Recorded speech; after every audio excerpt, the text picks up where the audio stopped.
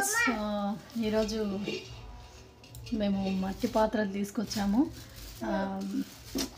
అంటే ఇది ఇప్పుడు వీటితో చేసుకుంటేనే హెల్త్ బాగుంటాయి, బేబీ షుగర్ అలాంటివి ఏం రావు అని మా ఆయన ఇవి తీసుకొచ్చాడు. చూడండి,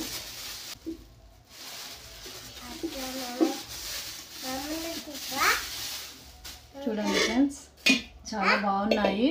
నాకైతే బాగా అనిపించాయి. దీంతో అన్నం కూర ఇలాంటివి చేసుకుంటే బీపీ షుగర్ అలాంటివి ఏవి రావు, ఇంకా ఏ వ్యాధులు రావని మా ఆయన అనుకొని ఇవి తీసుకొచ్చాడు. చూడండి ఫ్రెండ్స్, ఎంత బాగుంది, ఎంత అందంగా.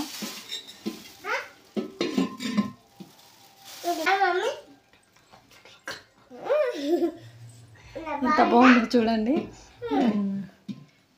వీటిని ఇంకా మొత్తం నానబెట్టుకొని ఇంకా చూపిస్తాను. నానబెట్టుకున్న తర్వాత ఫ్రెండ్స్ 4 అవర్స్ వాటర్లో నానబెట్టుకున్నాను. తీసి చూపిస్తాను ఎలా అయిందో. తీసిన తర్వాత దీనికి ఆయిల్ పెట్టుకోవాలి. ఫస్ట్ లోపల పెట్టుకోవాలి. నిండుగా ఇట్లా ఆయిల్ మంచిగా పూసుకోవాలి.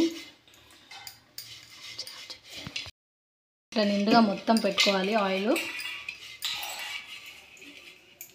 తర్వాత బయట కూడా పెట్టుకోవాలి. మొత్తం నిండుగా ఆయిల్ అంతా పూసుకోవాలి. ఇలా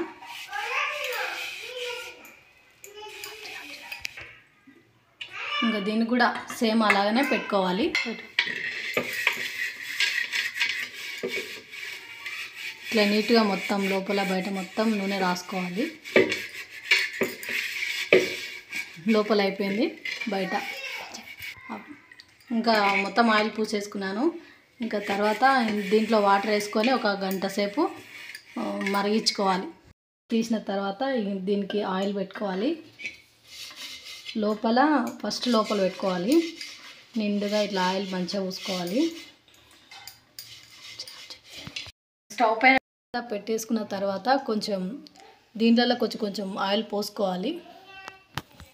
ఆయిల్ పోసుకున్న తర్వాత వాటర్ వేసుకోవాలి. ఇంత మొత్తం నిండుగా వేసుకోవాలి వాటర్. దీంట్లో కూడా నిండుగా పోసుకోవాలి వాటరు.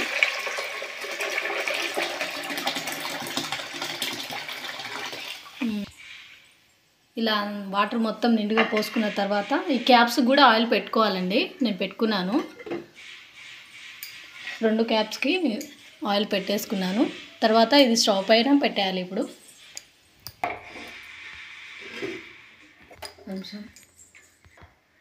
పెట్టేసుకున్నాను. పోసుకున్న తర్వాత ఇంకా స్టవ్ పైన పెట్టేసిన 2 మంట స్లిమ్లో పెట్టుకోవాలండి, ఎక్కువ పెట్టద్దు. 2 స్లిమ్లో పెట్టుకున్న తర్వాత ఒక గంట సేపు ఆగండి. 1 అవర్ స్టవ్ పైన నీళ్ళు మరిగించుకున్న తర్వాత ఇంకా నీళ్ళు పడేయాలి. పడేసినాక ఇంక నేను అన్నం వండడానికని రెడీ చేస్తున్నాను. చూడండి అన్నానికి బియ్యం కడిగి స్టవ్ పైన పెట్టేశాను. మంట హై ఫ్లేమ్లో పెట్టుకున్నాను. నేను ఎప్పుడైనా సరే అన్నంలో కొంచెం ఉప్పు అలాగే కొంచెం ఆయిల్ కూడా వేసుకుంటానండి. టేస్ట్ చాలా బాగుంటుంది. మీరు కూడా ట్రై చేయండి. ఓకే ఫ్రెండ్స్, నేను అయ్యాక చూపిస్తాను. మొత్తానికైతే అన్నం రెడీ అయిపోయింది. వీడియో నచ్చితే లైక్ చేయండి, షేర్ చేయండి, కామెంట్ కూడా చేయండి. సబ్స్క్రైబ్ మాత్రం తప్పకుండా చేసుకోండి. ఓకే.